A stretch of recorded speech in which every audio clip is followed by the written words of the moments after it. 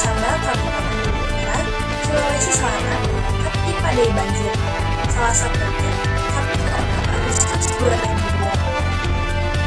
Hujan gede anu lumangsung tinggal menyebabkan walungan masyarakat serta melengkeun pemukiman warga.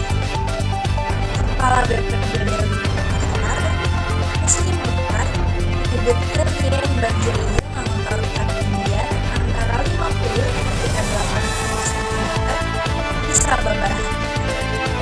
Pemukiman warga di Kelurahan Pondok 2 jeung Desa Baroli jadi wilayah anu paling parah katinggal.